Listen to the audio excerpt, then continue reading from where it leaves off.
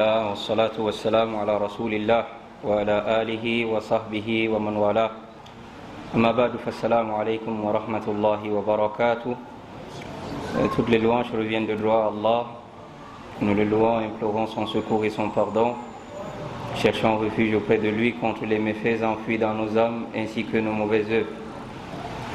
Je témoigne qu'Allah seul mérite l'adoration et je témoigne que Muhammad a lui le salut et la paix et le serviteur il a envoyé d'Allah.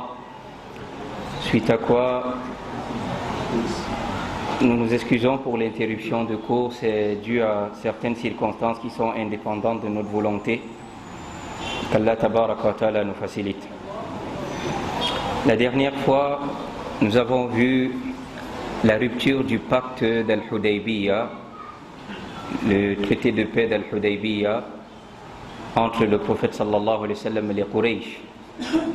La rupture du pacte qui a entraîné le fait que désormais le prophète alayhi salatu wassalam allait devoir secourir la tribu des Banu Khuza'a qui a été injustement attaquée par les Banu Bakr qui étaient alliés aux Quraysh de la Mecque. Et Abu Sufyan radiyallahu anhu, qui à cette période-là était toujours idolâtre, s'est rendu à Médine pour négocier avec le messager d'Allah sallallahu alayhi wa sallam de pardonner et de ne pas porter secours aux Banu Khuza'a, c'est-à-dire de ne pas venir les assiéger à la Mecque. Et il n'a pas eu de réponse satisfaisante. Et entre-temps, on a dit, le compagnon du prophète sallallahu alayhi wa sallam, Hatib ibn Abi Balta'a, qui craignait des représailles des Quraysh pour sa famille, a voulu écrire aux Quraysh pour leur informer de la venue du prophète sallallahu alayhi wa sallam à Makkah, alors que le prophète sallallahu alayhi wa sallam avait au préalable invoqué Allah azza wa jal, demandant à Allah de fermer les oreilles des Quraysh, d'aveugler leurs yeux afin qu'ils n'aient aucune information de lui jusqu'à ce qu'il arrive et les supprenne à Makkah. Et comme il avait déjà fait cette dua, Allah avait répondu à sa dua, Allah ne pouvait pas laisser l'information fuiter. Et vous vous rappelez, Hatib ibn Abi Balta'a a écrit une lettre à destination des Quraysh, non seulement informant aux Quraysh les plans du prophète sallallahu alayhi wa sallam, et il a donné cela à une femme qui a mis ça dans ses cheveux. Et quand Jibril alayhi salam est venu informer au prophète sallallahu alayhi wa sallam de la situation, il a dépêché Al-Miqdad et également Al-Miqdad et également Ali ibn Abi Talib d'aller rattraper la femme à tel endroit. Ils ont rattrapé la femme et lui ont dit, le messager d'Allah, à lui le salut et la paix, nous a dit que tu portes une lettre à destination des Quraysh pour les informer du fait qu'il va justement aller à Makkah pour reconquérir la Mecque. Elle a dit qu'elle ne porte aucune lettre. Ils lui ont dit, le messager d'Allah ne ment pas, soit tu sors la lettre. Ils ont fouillé ses effets, ils n'ont pas trouvé. Ils lui ont dit, le messager d'Allah ne ment pas, soit tu sors la lettre, soit nous allons te déshabiller totalement et te fouiller partout s'il le faut pour sortir la lettre. Et elle a sorti la lettre et la lettre était écrite justement de Hatib ibn Abi Balta'a en direction de Quraysh. Quand le messager d'Allah l'a confronté à cette lettre en lui demandant c'est quoi cela, ya Hatib, Omar radiyallahu anhu avait déjà réagi en disant, ya Rasulallah, c'est un hypocrite clair, quelqu'un qui nous trahit de la sorte, qui écrit à l'ennemi. Et je l'ai expliqué ici en disant, imaginez que vous êtes en guerre contre un camp et quelqu'un de votre camp écrit au camp ennemi votre position. Ça c'est pour vous faire des embuscades. C'est très grave, c'est dangereux. Pourtant lui il le faisait parce qu'il se disait que bon, quel que soit ce qu'il peut écrire au Quraysh, quelle que soit l'embuscade qu'il peut faire au prophète sallam, ils ne peuvent pas s'en sortir parce que le prophète est assisté par la révélation. Lui, il est croyant. Il s'est dit que Allah va donner la victoire à son prophète. Mais maintenant, lui, c'était une manière d'avoir quand même un certain privilège pour que les Quraysh ne s'en prennent pas à sa famille. Et quand Omar a dit, laisse-moi l'exécuter, c'est un hypocrite, le prophète sallallahu alayhi wa alihi wa sallam, a donc, quand il a fait cela, Le prophète sallallahu alayhi wa sallam a dit à Omar, mais que sais-tu? As-tu oublié qu'Allah tabaraka wa ta'ala a observé tous ceux qui ont fait la bataille de Badr et il leur a dit, faites ce que vous voulez, Allah vous a pardonné. C'est comme ça qu'ils ont tous pleuré et alhamdulillah, Allah tabaraka wa ta'ala lui a pardonné cette erreur grave.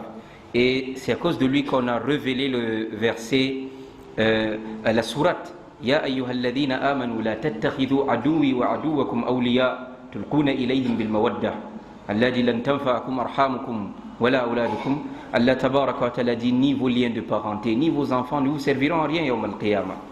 Donc c'est pour lui, Allah dit, oh vous qui avez cru, ne prenez pas mes ennemis et vos ennemis pour la tattakhidhu aduwwi wa aduwwakum awliya, pour des alliés. Donc voilà. Ainsi, alhamdulillah, la lettre de Hatib ibn Abi Balta'a n'est pas arrivée auprès du messager d'Allah, auprès des Quraysh. L'information ne leur est pas arrivée. C'est pourquoi nous avons dit Wali ashri halawna min shahri Ramadan al-Mubarak sanata 8 min al-Hijra. Alors que le Ramadan avait 10 jours, on était à l'an 8 de l'Égypte. Le prophète sallallahu alayhi wa sallam ghadara Rasulullah sallallahu alayhi wa sallam al-Madina. Le sallam est sorti de Médine, mutawajjihan ila Makkah, en direction de la Mecque, fi ashrati alafin min as-sahaba, en compagnie de 10 000 de ses compagnons. 10 000 de parmi les muhajiroun, c'est-à-dire ceux qui avaient émigré de la Mecque vers Médine, les Ansar, les habitants de Médine, également certaines tribus arabes qui sont convertis à l'islam, qui vivent aux alentours de Médine. 10 000 hommes. واستخلف على المدينة أبا رغم كلثوم ibn Qusay. Il a laissé comme dirigeant de la communauté, parce que vous savez, quand ils sortent, ils ne sortent pas avec les femmes, les enfants, les vieillards, les malades et autres. Donc maintenant quand même, et lorsqu'il laisse la communauté derrière lui, il laisse toujours un chef chez qui ils vont se référer, qui va diriger la prière et qui va être quand même, parce que un groupe sans un leader, c'est un problème.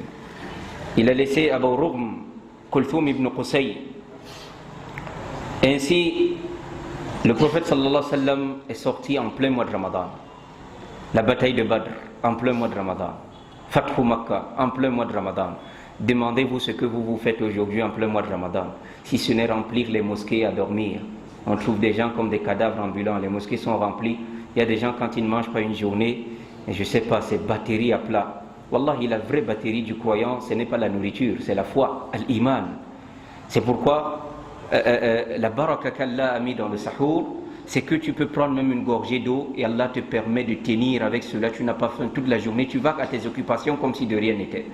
Mais ces gens, ces personnes que vous voyez, dès qu'ils jeûnent, il est comme un cadavre, il ne peut rien, il est couché, il dort seulement, subhanallah. Ça c'est mauvais, hein? Ça c'est mauvais. Ça montre que sa vraie force, ce n'était pas sa vraie force, ce n'était pas sa foi, mais c'est son corps. Et c'est ce genre de personnes que vous trouvez qui sont capables de lever, de porter un sac de ciment, de porter une charge de 100 kilos, mais il n'est pas capable de soulever son drap à 5 heures pour aller faire la prière. Son drap, sa couverture là, quand il dort là, ça pèse plus qu'un camion sur lui. Il ne peut pas se lever pour aller faire la prière. Sa force, c'est la nourriture qu'il a mangée, c'est les protéines, les glucides et autres. Alors que le croyant, sa force, c'est sa foi, al-iman. Il a beau dormir à 3 heures du matin, s'il sait que subhi, c'est obligatoire, wallahi, quelqu'un qui a la foi, même si c'est à 3 heures qu'il a posé. Nous avons dit que le prophète sallallahu alayhi wa sallam, il est sorti en plein mois de Ramadan, alors que Ramadan avait 10 jours, à l'an 8 de l'Hégire, à la tête de 10 000 hommes. Et wallahi, pour ceux qui acceptent la vérité dans leur foi, à l'Injil, dans l'Évangile, parmi les paroles que Isa ibn Maryam, Rasulullah, alayhi salatu wassalam, avec lesquelles il a annoncé la venue du prophète sallallahu alayhi wa sallam, il a parlé de lui qu'il entrera en terre sainte en compagnie de 10 000 saints, c'est-à-dire des awliya Allah, des serviteurs d'Allah vertueux, et les idoles croupiront sous ses pieds. Et c'est ce qui s'est passé à Fathu Makkah. Et le sallam a laissé derrière lui à Madina Abu Rughm Kulthum ibn Qusay. Sur la route vers Makkah, ولما كان بالجحفة, à l'endroit appelé Juhfa, le prophète sallallahu alayhi wa sallam laqiya ammahu al-Abbas ibn Abdel Muttalib. Il a croisé son oncle paternel al-Abbas ibn Abdel Muttalib, qui s'était converti à l'islam, parce que jusqu'à ce que le sallam est parti à Madina, il ne s'était pas converti à l'islam, il était resté à Makkah, il était idolâtre. Et ne pensez pas que c'est parce qu'il avait peur de l'attaque du sallam qu'il l'a, parce qu'à Makkah, ils n'avaient même pas l'information qu'il arrivait. Et en plus, ils l'ont croisé en route, il était presque même arrivé à Madina. Il s'était converti, lui et toute sa famille, et il partait pour rejoindre le sallam. Il est l'oncle paternel du sallam, il est le père de Abdullah ibn Abbas, al-Abbas. Parce que parmi les oncles et les tantes du sallam qui se sont convertis, on a Safiya, sa tante paternelle, on a al-Abbas, on a Hamza et autres. Donc c'est Abu Talib vraiment qui n'a pas reçu cette grâce d'Allah, tabaraka wa ta'ala. Il a croisé al-Abbas qu'il a rencontré étant musulman, qui s'était converti à l'islam et marché vers lui. Il l'a accueilli et il a demandé à al-Abbas de faire continuer sa famille. Donc ses femmes, ses enfants ont continué pour Madina. Il a dit à al-Abbas, toi, on part pour Makkah. Je suis en route pour Makkah. Je vais récupérer la Kaaba bi'idnillah. Et également, en route, le prophète sallallahu alayhi wa sallam a croisé Ibn Ammihi, donc le fils de son oncle paternel, c'est-à-dire son cousin Abu Sufyan ibn al-Harith. C'est différent de l'autre. C'est Abu Sufyan ibn Sakhr. C'est pas lui. C'est pas le Abu Sufyan, c'est un autre ici. Ça, c'est un autre cousin du sallam. Et également, il a croisé Abdullah ibn Abi Umayya. Les deux étant ses cousins. Fa'a'arada anhuma. Ils sont venus vers lui également pour professer leur conversion à l'islam. Le sallam s'est détourné d'eux, parce qu'il faisait partie de ceux qui lui apportaient le plus de nuisances également parmi les idolâtres de Quraysh. Il s'est détourné d'eux et ils sont allés voir, parce que l'un d'eux avait des liens de parenté avec l'épouse du Messaïd d'Allah sallallahu alayhi wa sallam, Umm Salama. Ils sont allés voir Umm Salama pour leur demander d'intercéder en leur faveur auprès du Messaïd d'Allah, qui ne veut même pas les écouter.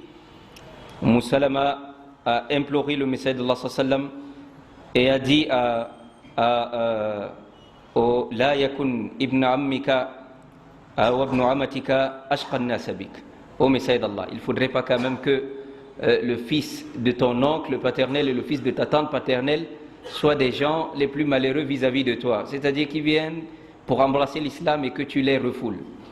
Et Umm Salama a conseillé à ceux-là qu'aller trouver le Prophète sallam et dites-lui cette parole que les frères de Youssouf ont dit à Youssouf. Tallahi laqad atharaka Allahu alayna. Par Allah, Allah t'a choisi parmi nous, Allah t'a élu, Allah t'a choisi, t'a favorisé sur nous, wa in kunna la khati'in, et nous étions vraiment fautifs. Il a dit, parce que quand vous allez lui dire cette parole, c'est la parole que les frères de Youssouf ont dit à Youssouf, et Youssouf leur a dit la tathriba alaykum, il n'y a pas de blâme sur vous. Il a dit, comme le Messie d'Allah, c'est quelqu'un qui ne veut qu'aucun des serviteurs d'Allah le dépasse auprès d'Allah. Il ne faut pas qu'on lui dise que tel te dépasse, tel. Et c'est pas, ça c'est la vraie jalousie des croyants, c'est-à-dire la concurrence dans les bonnes œuvres, pas la concurrence dans des choses de ce dunya, pas la concurrence dans les bâtisses, les femmes, les enfants, la richesse et autres, la concurrence sur l'au-delà. L'autre jeûne beaucoup lundi, jeudi, mais il veut me dépasser. En plus de lundi, jeudi, je vais également jeûner les 3 jours. Non, il jeûne déjà 3 jours, je vais.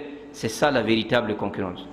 Donc le sallam ne voulait pas qu'aucun des prophètes d'Allah ne le dépasse. Il a dit, allez lui dire ça. Quand ils lui ont dit, laqad atharaka Allahu alayna, Allah t'a favorisé à nous et nous étions fautifs vis-à-vis de toi. Et il leur a dit également, comme Joseph a dit, Youssouf avait dit à ses frères, la tathriba alaykum al-yawm, yaghfirullahu lakum wa huwa arhamur rahimin. Il n'y a pas de blâme sur vous aujourd'hui, qu'Allah vous pardonne et il est le plus miséricordieux de ceux qui font miséricorde. Ainsi donc, ils ont également embrassé l'islam et ils sont entrés dans cette armée qui marchait, qui ne cessait de marcher à direction de Mecca. Le prophète sallallahu alayhi wa sallam wa wasala rasul sallam sayrahu wa huwa sa'im. Il a continué le voyage alors qu'il était jeûneur. Je rappelle qu'entre Médine et Mecca, c'est 400 et poussières de kilomètres. On dit que le sallam a fait près de 400 kilomètres jeûnant. Certains parlent comme ça. Certains disent que non, c'est 200. Vous le savez également, c'était les périodes avec les chameaux. C'est-à-dire, ce n'est pas les voitures, on ne va pas faire 400 km, c'est autre 50 km la journée. Il peut faire une semaine. Donc il peut faire une semaine en route. On fait 50 km aujourd'hui, c'est 8 jours, quelque chose comme ça. C'est pourquoi vous allez constater, il est sorti de Médine alors que le Ramadan avait 10 jours. Il est entré à Mecca, le Ramadan avait 20 jours. Est-ce qu'on se comprend? Ils ont continué en jeûnant jusqu'à ce que le sallam est arrivé hatta balagha al-Kadid. Il est arrivé à l'endroit appelé al-Kadid. Wa huwa ma bayna Asfan wa Qadid. Il est allé à cet endroit, il y avait un point d'eau entre l'endroit appelé Asfan et Qadid. Et il y avait une chaleur. Et on était presque, je vais dire, 17 heures. Imaginez quelqu'un qui a jeûné toute la journée jusqu'à vers 17 heures. Le soleil va bientôt se coucher. Mais il a constaté que c'était pénible pour certains. Alors comme c'est lui qui donne l'exemple, le sallam, il était sur sa monture, sur son chameau, pour que tout le monde le voie, il a demandé qu'on lui donne une calebasse d'eau, en plein jour de Ramadan, et il a bu. Ça c'est pour leur faire comprendre que la loi d'Allah permet l'assouplissement aux jeûneurs pendant le voyage. Pendant le voyage, le jeûneur peut ne pas jeûner. Et également, il raccourcit ses prières. Et vous le savez, ça fait un très grand débat entre les savants. Pendant le voyage, qu'est-ce qui est meilleur, jeûner ou ne pas jeûner? Pendant certains voyages, le messager d'Allah a jeûné. Pendant d'autres, il n'a pas jeûné. Les sahaba également, quand ils voyageaient, certains jeûnaient et certains ne jeûnaient pas.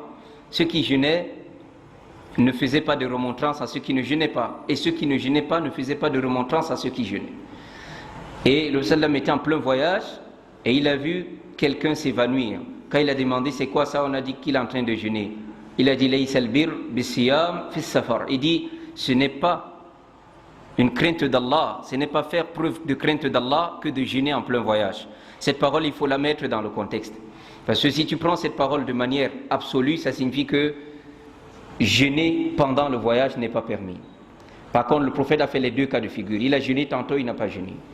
Alors, qu'est-ce qui est le qawl al-radi sur la question? Ça dépend de la qualité de ton voyage. Si le voyage est pénible, épuisant, Allah la yukallifullahu nafsan illa wus'aha. Allah n'impose pas une âme une charge au-delà de sa capacité.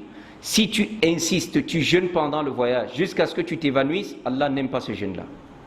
Tu rentres dans ce dont le sallam a dit, ce n'est pas faire preuve de crainte d'Allah que de jeûner en plein voyage, c'est-à-dire que tu te tortures pour rien. Est-ce qu'on se comprend?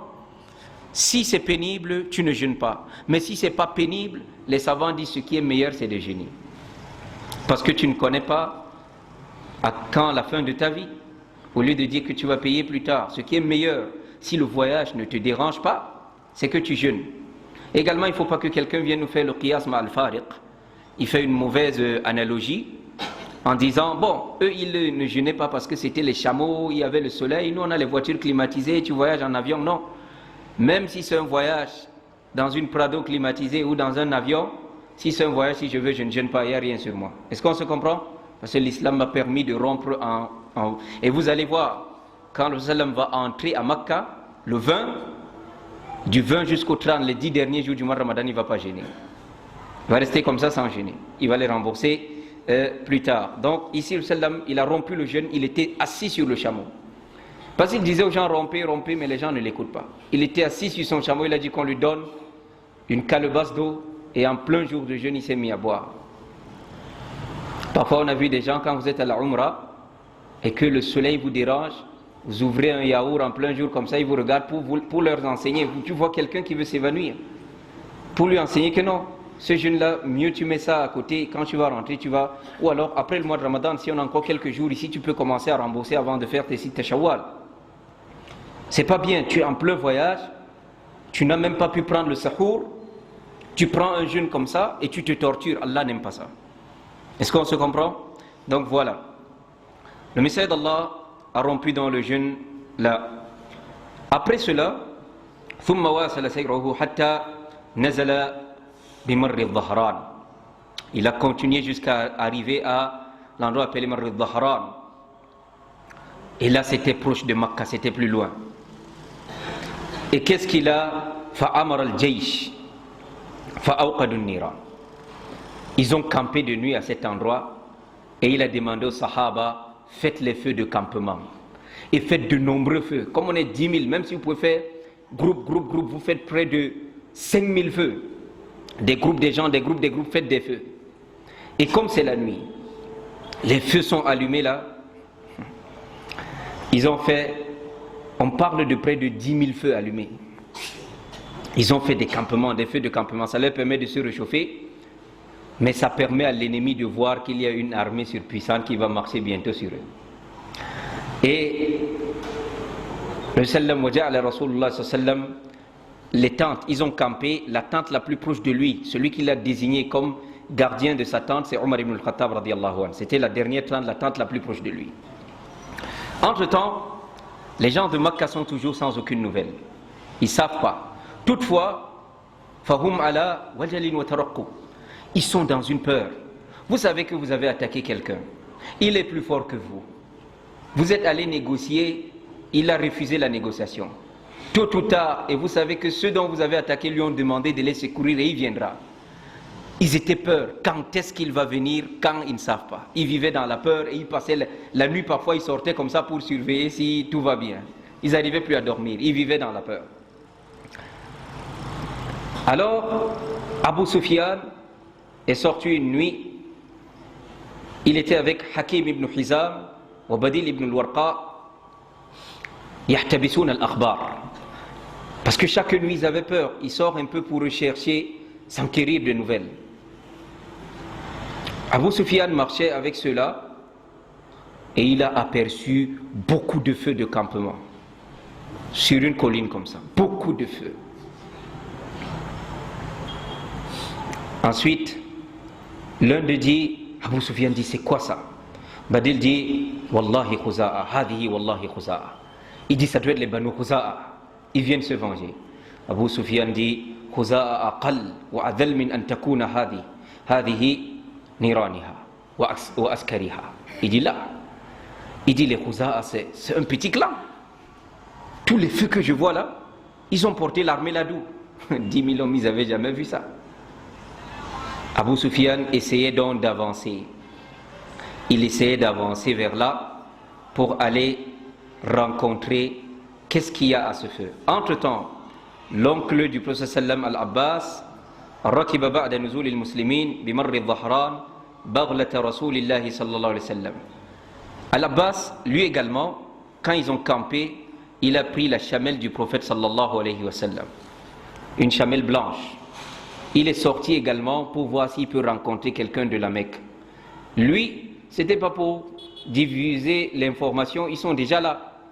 Parce que c'est pour leur dire, faites vite, venez demander pardon, venez vous convertir à l'islam. Parce que vous ne le pouvez pas. S'il entre là à la Mecque là, vous n'allez pas pouvoir. Il est sorti s'il peut rencontrer quelqu'un. Dans le noir, il est arrivé, il a entendu les gens parler. Dès qu'il a entendu les gens parler, il a reconnu la voix d'Abu Sufyan, à la base là. Il dit, Aba Hanzala, parce que vous savez qu'ils avaient avoir ce qu'on appelle le kunya, c'est permis en islam. Avoir ton nom, avoir ton surnom. C'est-à-dire, comme cela, on l'appelait Abu al-Qasim. Ali, c'était Abu Tura, le père de la poussière. Tu peux prendre le nom de ton... Pour la plupart, si c'est pour les enfants, le nom de ton premier enfant. Abu al-Qasim, c'était son premier enfant, Al-Qasim. Et également, tu peux prendre d'autres. On a Aïcha qui n'a jamais accouché, mais on l'appelait Abdillah. N'est-ce pas? Donc c'est Abu Hanifa, ces noms-là, c'est bien ça. Et ils avaient donc des petits kunya avec lesquels on le reconnaissait, des surnoms, des sobriquets. Il a dit Abu Hanzala, il a reconnu la voix d'Abu Sufyan. C'est comme ça qu'on l'appelle, son petit nom. Fa'arafa sawti. Et Abu Hanzala également, l'a reconnu, il a dit Ya Abul Fadl. On appelait Al-Abbas Abul Fadl. Il dit Abul Fadl. Il dit Naam, c'est moi-même. Il dit Malak. Il dit qu'as-tu? Et qu'est-ce qu'il y a derrière toi? Wama wara'aka. C'est quoi derrière toi tous ces feux-là? Il dit Wayhak, Hada Rasulullah. Il dit malheur à toi. Ça c'est l'envoyé d'Allah sallallahu alayhi wa sallam. Il dit Waylul li Quraysh. Malheur au Quraysh vraiment. Ensuite, il lui dit que dois-je faire? Abu Sufyan demande à l'Abbas, je fais quoi alors maintenant? Il dit viens, je vais t'amener auprès du messager d'Allah sallallahu alayhi wa sallam. Tu pars implorer le pardon et tu te convertis véritablement à l'islam. Parce que maintenant tu sais véritablement qu'il est un messager. Vous l'avez chassé ici aujourd'hui, regardez. S'il n'était pas un messager, Allah aurait fini avec lui. Wallahi, toutes les personnes qui se lèvent pour mentir au nom d'Allah et son prophète, les charlatans et autres là, vous avez vu leur fin, non? Allah tabaraka wa ta'ala parlant même au messager d'Allah sallallahu alayhi wa sallam, il dit au messager d'Allah, لو تقول علينا بعض الأقاويل. S'il nous avait forgé des propos, il avait dit que c'est moi Allah qui ai dit ça alors que je ne l'ai pas dit. La akhadnahu bil yamin. Nous l'aurions saisi par notre main droite. Thumma laqata'na minhu al-watin. Nous aurions tranché sa gorge. Et que dire des gens de la bid'a qui disent que Allah a dit, Allah n'a pas dit, qu'il a rencontré, Allah a dit ceci, si vous faites ça, vous allez avoir ça, alors qu'il n'a jamais, Allah dit وَمَنْ قَالَ أُوحِيَ إِلَيَّ وَلَمْ يُوحَ إِلَيْهِ شَيْء. Quelqu'un qui dit qu'on lui a fait révélation alors qu'on ne lui a pas révélé. Quelqu'un qui vient nous dire qu'on lui a donné la salatul fatihi. Hein? Qu'il a rencontré le salam, il dit d'abord dans les rêves. Ensuite il dit yaqazatan. Le prophète était réveillé comme ça. Et lui a donné ça. Et lui a dit que c'est meilleur que lire le Coran. Wallahi. فَمَا ظَنُّ الَّذِينَ يَفْتَرُونَ عَلَى اللَّهِ الْكَذِبَ يَوْمَ الْقِيَامَةِ. Que pensent ceux qui mentent au nom d'Allah au jour de la résurrection? C'est ce qu'Allah nous demande. Ils pensent quoi vraiment? وَمَنْ أَظْلَمُ مِمَّنِ افْتَرَى عَلَى اللَّهِ كَذِبًا. Qui est plus injuste que celui qui forge des mensonges contre Allah? Alors, à cette période ici, les Quraysh savaient que le messager d'Allah ne ment pas, il est un messager, parce que la force qu'il avait déjà acquise, subhanallah, ils avaient déjà vu tant de miracles vis-à-vis de lui. Al-Abbas dit à Abu Sufyan, je sais que tu sais déjà la vérité. Arrête ton orgueil, allons-y, monte. Parce que où tu es en train de marcher là, si l'un des Sahaba te trouve ici, wallah, ils vont te conduire devant lui, on va t'exécuter. Parce que tu fais partie de ceux qui ont trop nui au prophète sallam. Tu as levé la bataille de Uhud. Ici tu es allé, vous avez tué 70 de ses compagnons. Vous lui avez cassé les dents. Tu as levé la bataille des coalisés. Al-Ahzab, vous êtes allé siéger Madina. Nous c'était qu'ils avaient creusé le fossé. Allah les avait inspirés à ça. Et vous n'avez pas pu les trouver. Tu as tellement cherché à tenter à la vie du messager d'Allah. Si l'un de ses compagnons te prend ici, tu es fini. Monte. Je t'amène auprès du messager d'Allah et tu confesses ta conversion à l'islam. C'est ainsi qu'Abu Sufyan est monté sur la chamelle du messager d'Allah, derrière qui Al-Abbas. Quand ils avançaient, dès que les compagnons lèvent la tête pour dire, puisque c'est un camp militaire, mon frère, on va entrer dans un camp militaire. Et je ne parle pas de n'importe quel camp militaire, hein. Pas un camp militaire où c'est juste le camp militaire. Un camp militaire où ils ont campé, ils sont en guerre. Vous savez qu'ils tirent sur tout ce qui bouge, non? Arrivé quelque part peut-être dans nos contrées là, où les militaires ont campé là, il a attaché les grenades, il a les armes, il a mis tout son truc en noir là. Va là-bas. C'est comme ça que les Sahaba là étaient. Ils étaient armés jusqu'aux dents. Abu Sufyan, l'autre il a pris Abu Sufyan derrière. Quand ils avancent, certains Sahaba, ils croisent un campement, ils disent qui va là? Quand ils lèvent la tête, ils reconnaissent la chamelle du messager d'Allah. Ils reconnaissent ça, c'est le chameau du messager d'Allah. Là. Et ils reconnaissent Al-Abbas, qui est son nom paternel. Ils baissent la tête. Ils ne veulent même pas voir qui est derrière. Si c'est Al-Abbas et le chameau du messager d'Allah, ils ne voient pas. Ils ont traversé jusqu'à arriver au point de qui? Omar ibn al-Khattab. Le dernier campement avant le messager d'Allah. Radiyallahu anhu. Il a levé la tête. Quand il a vu Al-Abbas, et lui il a bien regardé, il voit derrière, il voit Abu Sufyan. Il dit Alhamdulillah alladhi ja'a bika. Il dit Alhamdulillah, louange à Allah qui t'a amené sur tes pieds. On n'a aucun pacte contre toi. On va seulement trancher ta tête aujourd'hui à Abu Sufyan. Dès qu'il a dit ça, Al-Abbas a frappé le chameau pour fuir vite. Omar a dégainé l'épée. Il s'est mis à courir. Mais Omar n'était pas bon, il n'était pas rapide à la course. À la base, courait. Ils couraient tous pour arriver le premier sur le messager d'Allah. Ils sont arrivés, Al-Abbas est descendu, il est entré dans le campement. Assalamu alaikum, il a fait la salam, il a demandé la permission. Il est très vite entré dans le campement du Messager d'Allah. Omar aussi est entré tenant son sabre. Al-Abbas dit, voilà Abu Sufyan au Messager d'Allah que je t'ai amené pour qu'il se convertisse à l'islam. Omar dit, Ya Rasulallah, laisse-le moi, je l'exécute. Al-Abbas parle, Omar parle. Al-Abbas parle, Omar parle. Al-Abbas lui dit, si c'était un nom du clan de Bani Adi, c'est-à-dire de votre clan. Omar lui dit à l'Abbas, toi-même tu sais que ça, il n'y a pas ça entre nous. Wallahi, le jour où tu t'es converti à l'islam, pour moi c'était plus aimé de moi que la conversion même de Al-Khattab, de mon père. Mais tu sais que cet homme a nuit au Messager d'Allah. Hein?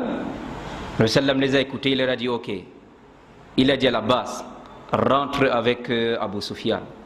Il ne rentre plus à la Mecque, il dort ici au campement militaire. Rentre avec lui. Passez la nuit et le matin vous venez, je vais décider sur son affaire. Il a dit Omar, toi aussi repars. Omar est parti là, il est là, il attend le matin. Très tôt le matin, Omar est arrivé là. On a amené Al-Abbas, on a amené Abu Sufyan. Dès qu'on l'a amené,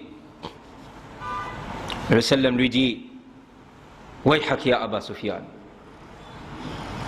Il lui dit Alam ya'ni laka an ta'lam an la ilaha illallah. Il dit malheur à toi Abu Sufyan. Le temps n'est-il pas venu que tu acceptes et que tu saches qu'il n'y a pas d'autre divinité digne d'être adorée en dehors d'Allah, que vos Lata, Uzza, Manata et tout ça ce ne sont que des statues des idoles. Il dit bi abi wa ummi. Il dit bi abi anta wa ummi. Il dit je donne mon père et ma mère en sacrifice pour toi au Messager d'Allah. Il dit tu es d'où? Il dit wallahi, si je pensais qu'il y avait un Dieu en dehors d'Allah, ça m'aurait aidé, c'est-à-dire les statues là m'auraient aidé. Je suis convaincu qu'il n'y a pas un Dieu en dehors d'Allah, Allah seul.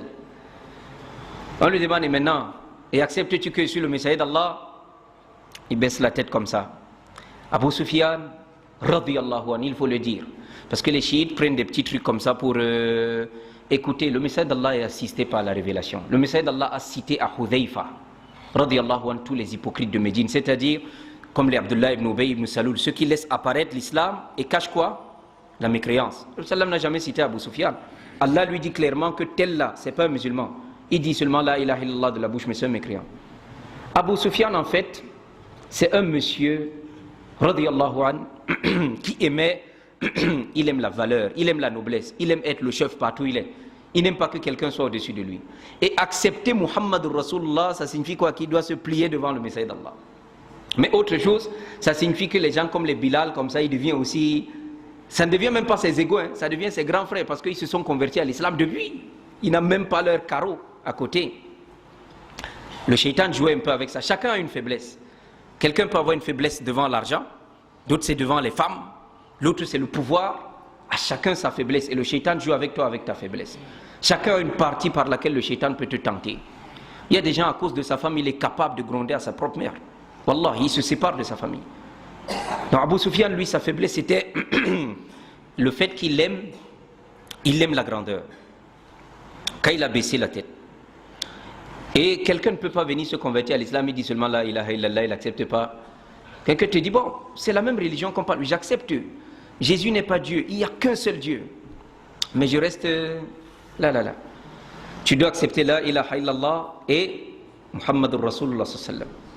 Quand il a baissé la tête, Al-Abbas lui dit, mais Abu Sufyan, je ne te comprends pas. Omar, il est là, hein? Il t'attend. J'essaie de sauver ta vie. Omar, il est là, il t'attend. Il attend juste la permission. Et Abu Sufyan a dit, wa ashhadu annaka Rasulullah. Il dit, je témoigne que tu es le Messager d'Allah. Al-Abbas était content, il dit, Abu Sufyan s'est converti. Omar dit, wallah, il a dit ça par peur. Chacun peut avoir, vous pouvez dire que, ok, est-ce que Omar a le droit de juger son cœur? Ici, c'est normal, on est à une période, ne jugez pas également Omar. C'est la situation. Abu Bakr lui dit à Omar, nous, Allah nous a demandé seulement de prendre l'apparence des gens. Le cœur des gens, ça appartient à Allah. C'est-à-dire, même le Messager d'Allah ne savait pas les hypocrites jusqu'à ce qu'Allah lui dise que tel cache la mécréance quand il laisse apparaître l'islam. C'est-à-dire, même le Messager d'Allah ne connaît pas ce qu'il y a dans le cœur des gens. Combien de fois aujourd'hui, on a des gens qui sont champions pour juger les intentions des gens? Je suis sûr que c'est le ria. Il fait ça pour se faire voir. Tu es dans son cœur. Vous êtes devenus des juges des intentions des gens. Subhanallah, craignez Allah. Wallah, qu'on craigne Allah sur ces questions-là. Tu dis que non, je suis sûr qu'il n'a pas fait ça pour Allah. Ça, c'est une parole lourde, hein? Même si c'est ce que ça semble de manière apparente, ta langue là, on ne t'a pas mis ça dans la bouche pour que tout ce que ta tête a pensé là, ça parle. Même si ta tête a pensé ça, dis-toi, je me retiens, je ne vais pas porter quelque chose Yawm al-Qiyamah que je ne vais pas pouvoir. Hein? Est-ce qu'on se comprend? Dès qu'il a dit Omar m'a dit astaghfirullah, on m'a accepté. Maintenant, Al-Abbas, il dit au Messie d'Allah sallam, il dit Inna Aba Sufyan rajulun yuhibbul fakhr. Il dit tu sais qu'Abu Sufyan c'est quelqu'un qui aime la grandeur. Donne-lui quand même un petit pouvoir. C'est-à-dire c'est converti là, donne-lui un pouvoir, pas qu'il rentre quand même de manière humiliée à Makkah. Tu le connais. Le sallam dit ok. Il dit à Abu Sufyan, écoute donc. Man dakhala dara Abi Sufyan fahuwa amin. Il dit entre à la Mecque. Dis aux gens de la Mecque que j'arrive. Celui qui entre dans ta maison, il est en sécurité. Waman aghlaqa alayhi babahu fahuwa amin. Celui qui ferme la porte, entre dans sa maison, il ferme la porte, il est en sécurité. Waman dakhala al-masjid al-haram fahuwa amin. Et celui qui entre dans la mosquée sacrée de la Mecque, il est en sécurité.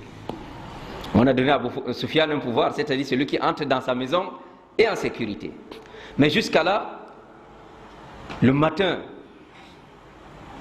on parle ici, les savants parlent du sabah yawm al-arbi'a li-sabi ashar min shahr ramadan.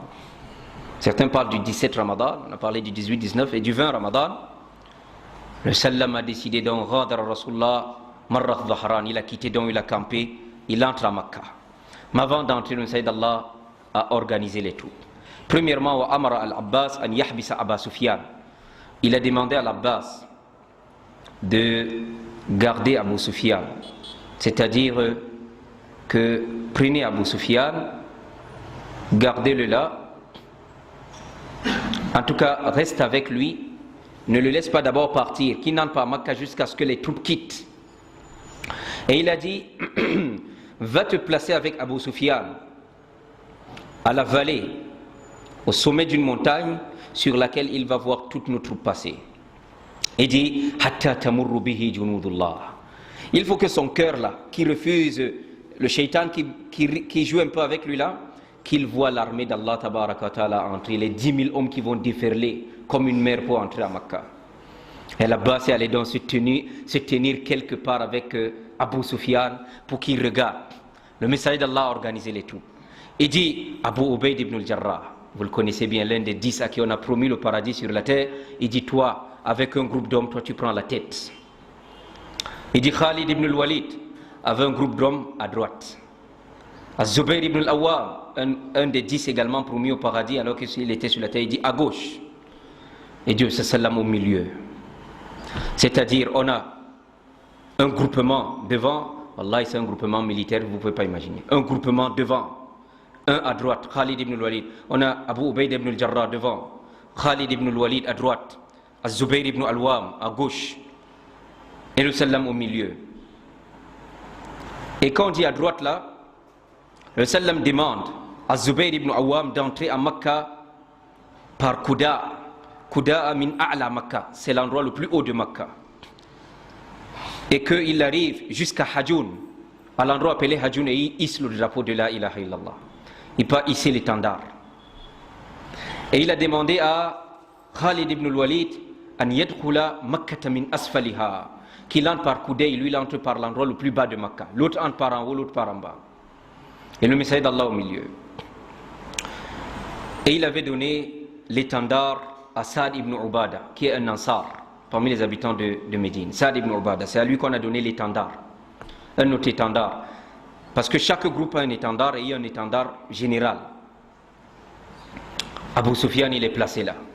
Il regarde un premier groupe d'abord. C'est peut-être groupement d'intervention rapide, groupement spécial, groupement moins armé jusqu'à un groupe lourdement armé jusqu'aux dents, où tu ne vois même pas le visage d'une personne. C'est des casques comme ça en fer, des lances, des épées.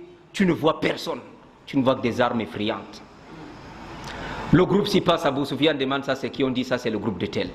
Le groupe s'y passe, il demande ça c'est qui. Hatta marra bihi Rasulullah, jusqu'à ce que le groupe dans lequel le messager d'Allah lui-même il est. Allahu Akbar. Fiha al-muhajirun wal-ansar. Un groupe dans lequel il y avait les muhajirun wal-ansar. La yura minhum. On ne voyait que du fer, des lances, des épées, des flèches. Tu ne vois rien. Un commando d'élite armée. Abu Sufyan il demande Man hada, qui marche là? Ça c'est quel groupe ça? Abbas lui dit Subhanallah. Il dit Subhanallah ya Abbas, man haoula. Il dit Subhanallah, c'est qui ça? C'est quel groupe ça? Parce qu'ils sont trop effrayants. Il dit Hada Rasulullah fil muhajirin wal ansar. Il dit ça c'est l'envoyé d'Allah au milieu des al-muhajirun wal ansar. Je veux que vous visualisez cet enfant dont le père est mort alors qu'il était dans le ventre de sa mère. La mère est morte alors qu'il avait 6 ans. Le grand-père est mort alors qu'il avait 8 ans. Cet enfant qui a grandi orphelin, qui a dû prêtre le bétail pour les gens de la Mecque. Parce qu'aujourd'hui, quand les gens voient un berger derrière un troupeau de bœufs, on les voit comme des gens méprisables. Salam dit Ma min nabiyyin illa ra'al ghanama. Il n'y a aucun prophète sur la terre, sauf s'il a été un berger. Quand Allah tabaraka wa ta'ala dit à Moussa Wa ma tilka bi yaminika ya Moussa, qu'est-ce que tu as dans ta main droite, ô Moussa? Il dit c'est mon bâton de berger. Ahushu biha ala ghanami, je frappe le feuillage pour que les feuilles tombent pour mes bêtes. Imaginez ce jeune berger. Il a dû faire le travail de berger pour manger. Il a même été employé par une femme, Khadija. Il était commerçant pour une femme. Ce jeune-là, aujourd'hui, qui est à la tête de l'armée la plus puissante. Parce que cette armée-là a défait l'Empire romain. Cette armée-là a défait l'Empire perse. Cette armée-là sur la terre ici, je dis personne ne l'épouvait. Parce que c'était des gens remplis de tawhid. Leur la ilaha illallah, ce n'était pas la photocopie, c'était l'original. Leur Muhammadur Rasulullah, ce n'était pas la photocopie, c'était l'original. C'était Khayrun nasi qarni. Quand le salam dit la meilleure époque, tous les hommes, les sociétés qui ont foulé la terre, depuis Adam jusqu'à la fin des temps, il n'y a pas une société que meilleure que celle-là quand le messager d'Allah était sur la terre et les sahaba. Kuntum khayra ummatin ukhrijat linnas. C'était les meilleurs des hommes sur la terre. Aucune armée sur la terre, même pas les nucléaires, personne ne pouvait les défaire. Parce qu'ils étaient avec Allah et Allah était avec eux. C'était cet homme. Et jusqu'à aujourd'hui, quand tu appelles le nom de Muhammad, tu sens que tu l'aimes plus que ton père, ta mère. Tu es prêt à sacrifier ton père, ta mère, même ta propre vie pour sauvegarder son honneur. Quand on s'attaque à sa sunna, on s'attaque à son honneur, tu es prêt à tout. C'était un orphelin. Alam yajidika yatiman fa'awa. Ne t'avons-nous pas trouvé orphelin, nous t'avons donné un asile. C'est lui qui est entré donc à Makkah ici à la tête d'une armée effrayante et puissante. Quand Abu Sufyan, on lui a dit que ça c'est le messager d'Allah qui marche avec sa troupe, il dit La mali ahadin bihaula'i qibal wa la taqa. Il dit personne ne peut contre ce groupe que je vois là. C'est ce qu'Abu Sufyan il a dit. Il dit Wallahi ya Abal Fadl, le nom avec lequel il appelait Al-Abbas. Il dit Wallahi ya Abal Fadl, asbaha ibn akhika al-yawma aziman. Il dit le fils de ton frère est devenu un grand roi aujourd'hui. Al-Abbas lui dit à Abu Sufyan, ce n'est pas la royauté, innaha an-nubuwa, c'est la prophétie. Et Abu Sufyan s'est rappelé les paroles que Jules César lui avait dit, que s'il est comme tu m'as dit là, il va dominer toute la terre jusqu'à l'endroit où je me tiens debout là. Abu Sufyan il dit Wallahi naam. Il dit c'est pas la royauté, c'est vraiment la prophétie. Et comme je l'ai dit, l'étendard était entre les mains de Saad ibn Ubada. Et Saad ibn Ubada, en passant devant Abu Sufyan, il lui dit aujourd'hui c'est Yawmul Malhama, c'est-à-dire c'est le jour du sacrifice. Subhanallah. C'est-à-dire c'est le jour de l'exécution, on va vous exécuter. Il a parlé des paroles dures à Abu Sufyan. Il dit Al-Yawma tustahallul hurma.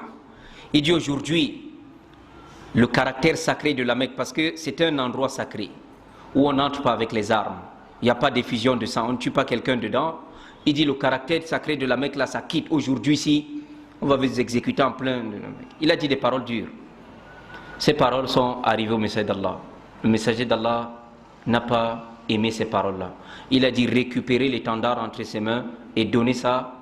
Certains savants parlent de Ali, mais la parole la plus vraie c'est à Zubayr ibn Awwam. Donner l'étendard à Zubayr ibn Awwam. C'est justement cet étendard qu'il allait hisser à l'endroit le plus haut de Makkah. C'est la ilaha illallah.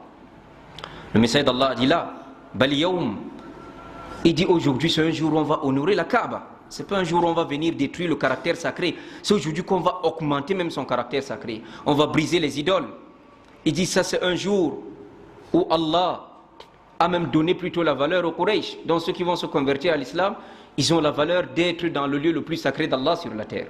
C'est pourquoi vous allez voir plus tard, le messager d'Allah, le deuxième jour après qu'il ait conquis la Mecque, il s'est adressé à ses sahaba. Il a dit, la Mecque est restée sacrée avant moi et sera sacrée après moi. Allah n'a permis à personne, depuis Adam jusqu'à la fin des temps, de porter une arme dans cet endroit, ni de tuer qui que ce soit. Allah me l'a permis juste une petite heure pendant, m'a ouvert ça, pourquoi? Pour détruire les idoles et en finir avec les polythéistes. Mais Allah a refermé ça. Pour qu'il ne faut pas que plus tard, vous dites que non, le messager d'Allah a fait ça, vous aussi vous entrez avec les armes à la Mecque et tout ça. La Mecque c'est un endroit, un territoire, il dit Allah m'a même permis ça pour quelques heures seulement de la journée pour que j'entre ici, je brise les idoles, j'éradique cet endroit du polythéisme et puis Allah a transformé ça sacré et jamais au grand jamais, ça ne sera, ce caractère sacré ne va quitter. C'est-à-dire quand quelqu'un dans le périmètre sacré, on ne porte pas les armes, on ne coupe pas ses herbes, on ne verse pas du sang là-bas dedans. Et il va dire ça, c'est Sahaba. Le sallam a pris l'étendard, on a remis à Zubayr ibn al-Awwam, à qui on a dit d'entrer par l'endroit le plus haut de Makkah, et à Khalid ibn al-Walid d'entrer par Yadkhulu Makkata min asfaliha, par l'endroit le plus bas de Makkah. En entrant donc par l'endroit le plus bas de Makkah, avant cela, Abu Sufyan, puisque les armées sont passées, lui maintenant il a galopé vite pour entrer à Makkah. Il est arrivé à Makkah et dit Ya Ahla Makkah, Ya Ahla Makkah, Hada Rasulullah. Dès qu'il dit ça, ils ont compris qu'il était d'un musulman. Parce qu'ils n'appellent pas Rasulullah, il n'a pas dit Hada Muhammad. Il dit aux gens de la Mecque, voilà l'envoyé d'Allah. Qad ja'akum. Il dit, il est venu à vous, mimma la qibalakum, bima la qibalakum bi. Il est venu à vous avec une armée que vous ne pouvez pas. Faman dakhala dara Abi Sufyan fahuwa amin. Il dit, celui qui entre dans la maison d'Abu Sufyan, il est en sécurité. Et je lui dis que ta maison brûle. On fait quoi? Nous tous de la Mecque, là, on peut suffire dans ta maison. Sa femme s'est mise à l'insulter en disant espèce de poltron, de lâche. Il dit La taghurrannaka, il dit Wailakum la taghurrannakum hadhihi min anfusikum. Que cette femme-là ne vous trompe pas. Laissez-la avec ces bavardages qu'elle est en train de bavarder. Faman dakhala dara Abi Sufyan fahuwa amin. Il dit celui qui entre dans la maison d'Abu Sufyan, il est en sécurité. Ils étaient là, tout le monde était énervé. Et quand il a dit وَمَنْ أَغْلَقَ عَلَيْهِ بَابَهُ فَهُوَ آمِنٌ. Celui qui entre dans sa maison, il ferme la porte de la sécurité, tout le monde a dit qu'on peut faire partie dans nos maisons. وَمَنْ دَخَلَ الْمَسْجِدَ فَهُوَ آمِنٌ. Ainsi, le Sallam a dit toute personne qui ne porte pas les armes, qu'on le. Et il a dit aux Sahaba وَأَمَرْهُمْ بِقِتَالِ مَنْ قَاتَلَهُمْ, de ne combattre que ceux qui les combattent. Mais si quelqu'un ferme la porte de sa maison, vous n'entrez pas, vous ne l'enfoncez pas. Ceux qui sont dans la maison d'Abu Sufyan, vous n'y entrez pas. Ceux qui sont dans la mosquée, vous n'entrez pas. Allahu Akbar. Quand il a dit ça, entre-temps, Ikrima ibn Abi Jahl, on va dire radiyallahu an, c'est ça qu'on appelle yukhrijul mayyita min al-hayy. Allah fait de quelque chose de mort, Allah fait sortir le vivant. Abu Jahl, qui est Fir'auna de cette umma, il a un enfant que quand on lit son nom, on dit comment? Radiyallahu an, Ikrima ibn Abi Jahl. Voilà son fils. On va dire radiyallahu an. Mais à ce moment, il n'était pas converti à l'islam. C'est la même chose. Abdullah ibn Ubay ibn Salul, le chef des hypocrites. Son fils s'appelait Abdullah. Lui, il était un croyant. Quand il a entendu son père dire la yukhrijanna al-azzu minha al-adal, il allait menacer son père. Alors, Ikrima ibn Abi Jahl, Safwan ibn Umayya, lui également, radiyallahu an. Suhail ibn Amr, radiyallahu anhu également, lui avec ses deux fils, Abu Jandal et Abdullah, qui l'ont mené à l'islam. Suhail ibn Amr, ils ont dit qu'ils n'acceptent pas l'islam, ils n'entrent pas dans ça. Ils ont pris quelques personnes là, ils leur ont donné les armes que nous on va combattre. Vous pouvez combattre, vous êtes peut-être 100 personnes contre 10 000. Ils ont pris les armes et ils ont attendu le sallam au lieu appelé Khandama. Et qui est entré là les croiser à l'endroit, c'est Khalid ibn al-Walid. Il y a eu un petit échange entre eux. Il y a eu 3 martyrs. 3 musulmans sont tombés à cet endroit martyr. Kurz ibn Jabir et Fihr et Khubaysh ibn Khalid. Et parmi les idolâtres de la Mecque, il y a eu 13 qui ont été tués. Et Ikrima, Safwan et Suhail, ils ont fui. ودخل رسول الله صلى الله عليه وسلم مكة. Le messager d'Allah est donc entré à Makkah. وكان يضع رأسه تواضعا لله. Le messager d'Allah est entré, il était sur sa monture, il a baissé la tête. En signe d'humilité devant Allah. Il a baissé. Parce que vous savez comment sont les gens aujourd'hui. Quand ils entrent comme les héros. On a gagné la coupe. Non, c'est pas comme ça qu'était le messager d'Allah. Il est entré à Makkah pour faire comprendre que la hawla wa la quwwata illa billah. En se rappelant qu'on avait, le jour où il sortait de Makkah, il s'est caché dans une grotte 3 nuits. On a dit sans chameau, celui qui le ramène vivant comme mort. Il a fui Makkah comme Moussa avait fui Misra quand Pharaon a dit trouvez-le-moi pour le tuer. Il a fui, il est sorti en regardant partout. Le prophète est sorti en cachette de Makkah et Madine, de Makkah. Le voilà qui entre aujourd'hui à la tête de 10 000 hommes. Il ne fait pas que c'est ma force. Là, il a baissé la tête. On dit il a baissé la tête tellement humilité devant Allah au point où sa tête touchait même le cou de son chameau. Il ne voulait même pas lever la tête comme ça. Les Sahaba baissaient la tête. C'est la même chose que Saad ibn Abi Waqqas a fait. Le jour où ils sont entrés, ils ont pris l'empire perse à Kisra, dans le palais de Kisra, et ils ont mis l'empire perse à terre. Saad dit entrez ici humble, baissez la tête et remerciez Allah. Mais regardez aujourd'hui les gens quand ils ont pris la coupe, vos histoires de football là, avec tout ce que les savants disent sur ça. Un kafir est en train de courir sur le terrain, toi tu es en train de crier pour lui. Hein? Il porte le champagne, il verse sur sa tête, toi aussi tu danses avec lui. Tu cries avec ta femme, il a les culottes, ses genoux sont dehors, il est nu. L'heure de prière arrive. Parfois tu détestes un musulman pour un kafir parce que le musulman est dans l'équipe que tu n'aimes pas. Wallahi, ya Jama'a. Certaines équipes que vous aimez tellement en Espagne là, sachez qu'il n'y a pas un endroit où on a exécuté les musulmans quand on voulait chasser les musulmans de l'Europe. Al-Andalus, comme l'Espagne. On a même pris des musulmans, on a versé le béton comme ça sur eux pour faire les statues. On a coupé en deux comme ça. Si vous allez chercher, l'Espagne c'était une terre musulmane, Al-Andalus, Al-Iskandariya, l'Alexandrie. Wallahi, si vous savez ce qu'on a fait des musulmans dans les capitales là. En tout cas, continuez, non? Vous, voilà votre football. Le sallam, il est entré avec la tête baissée à Makkah. Dès qu'il est entré, il s'est dirigé à la maison de Hani pour se laver parce qu'il n'avait pas de maison. Il s'est lavé quand il est entré à Makkah et il a fait 8 rak'at. Les savants ont divergé. Ces 8 rak'at là, c'est Salatul Duha ou alors c'est Salatul Fath, c'est la prière de la victoire. Certains ont pris ça comme la prière quand vous entrez quelque part victorieux, 8 rak'at, et c'est le chef, c'est-à-dire le général des troupes qui fait ça. Saad ibn Abi Waqqas, justement, quand ils sont entrés à Kisra, ils ont fait tomber l'empire perse, il a fait les 8 rak'at là. Est-ce qu'on se comprend? Certains disent que c'est des rak'at d'entrée à Makkah. Sallam a fait ces 8 rak'at là. Donc par la suite, Inch'Allah, voyant que le temps est arrivé, le Sallam, il a amnistié tout le monde. Il a dit, comme j'avais dit tout à l'heure, si vous trouvez quelqu'un qui a fermé la porte de sa maison, laissez-le. Quelqu'un qui est dans la maison d'Abu Sufyan, laissez-le. Quelqu'un qui est entré dans Masjid al-Haram, laissez-le. Il a amnistié tout le monde, sauf quelqu'un qui porte l'arme pour combattre. Il dit, mais sauf, il a cité un groupe de personnes, il dit cela.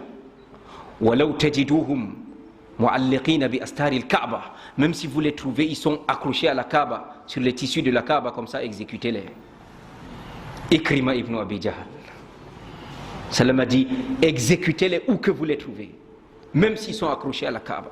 Ikrima ibn Abi Jahl. Abdul Uzza ibn Khatal, Maqis ibn Sababa, Abdullah ibn Sa'ad. Il a cité des gens. Maqis ibn Sababa, les Sahaba l'ont trouvé en plein marché, ils l'ont exécuté. Abdul Uzza ibn Khatal, justement, lui, il est allé s'agripper à la Kaaba comme ça. Parce que dès que tu s'agrippes, c'est l'amnistie. Les Sahaba l'ont trouvé, ils l'ont exécuté. Ikrima ibn Abi Jahl, il a pris le bateau, il a fui. Ils étaient sur le bateau en direction du Yémen. Les vagues, la mer s'est déchaînée. Le bateau veut sombrer. Tous ont commencé à dire, vous savez, vos layaroulas, vos amulettes, vos petites divinités, les lata, uzza, manata, on n'appelle plus tout ça, on appelle seulement Allah. Allah dit, فَإِذَا رَكِبُوا فِي الْفُلْكِ دَعَوُا اللَّهَ مُخْلِصِينَ لَهُ الدِّينَ. Ils disent maintenant, si on laisse tous nos gris-gris là, nos charlatans là, c'est seulement Allah qui peut nous sauver ici. Ikrima, il a dit, si c'est seulement Allah qui peut me sauver en pleine mer, c'est lui également seulement qui va me sauver en pleine terre. Il a dit, Ya Allah, si tu me délivres de cette tempête, je sors vivant, moi-même je vais rentrer avec mes pieds à Makka pour aller me livrer au messager d'Allah. Et Allah l'a délivré. Et il est rentré après, on va voir comment Hakim a négocié avec le messager d'Allah pour lui, mais entre-temps lui-même il avait déjà pris l'engagement de rentrer. Safwan également et tout ça. Donc, Inch'Allah, c'est ici que nous nous arrêtons sur les leçons de Fatou Makkah, il y en a encore beaucoup. On verra comment Bilal s'est mis sur la Kaaba pour appeler à la prière, comment le messager d'Allah a détruit les idoles, et comment les Ansars ont eu peur en pensant que le messager d'Allah a retrouvé finalement sa terre natale. Il ne va plus rentrer à Madina, il leur a dit non, ma vie c'est auprès de vous et ma mort c'est auprès de vous. C'est pourquoi aujourd'hui il est enterré où? À Médine. Sa terre qu'il aimait, le jour où il sortait de Makkah, quelles sont les paroles célèbres qu'il avait dit? Il a dit Wallahi anti ahabbul biladi ila Allah. Tu es la terre la plus aimée d'Allah et la plus aimée de moi. Laula anni ukhrijtu minki ma kharaj. Nous c'était le fait qu'on m'a chassé de toi, je ne serais jamais sorti de Makkah. Mais le jour où il a récupéré Makkah, les Ansars se disaient ah maintenant il a retrouvé sa terre, il ne rentre plus à Madina. Il a dit là mahyaya mamatukum. Il dit ma vie c'est avec vous et ma mort c'est avec vous. Et il a fait 19 jours à Makkah et il est rentré à Madina. Ce qui a été dit de vrai et de bien provient d'Allah Tabaraka wa Ta'ala, les erreurs et les manquements proviennent de nous. Qu'Allah Tabaraka wa Ta'ala nous accorde de comprendre l'islam tel que révélé au message d'Allah sallallahu alayhi wa sallam, tel que pratiqué par les Sahaba, et qu'Allah Tabaraka wa Ta'ala accorde la suprématie à sa religion. Qu'Allah Tabaraka wa Ta'ala nous guide les nôtres, et qu'Allah nous pardonne les nôtres. Qu'Allah Tabaraka wa Ta'ala nous accorde de vivre dans la foi, mourir dans la foi et ressusciter au nombre des vertueux. سبحانك اللهم وبحمدك أشهد أن لا إله إلا أنت أستغفرك وأتوب إليك وصل اللهم وسلم وبارك على نبينا محمد وعلى آله وصحبه أجمعين وآخر دعوانا أن الحمد لله رب العالمين.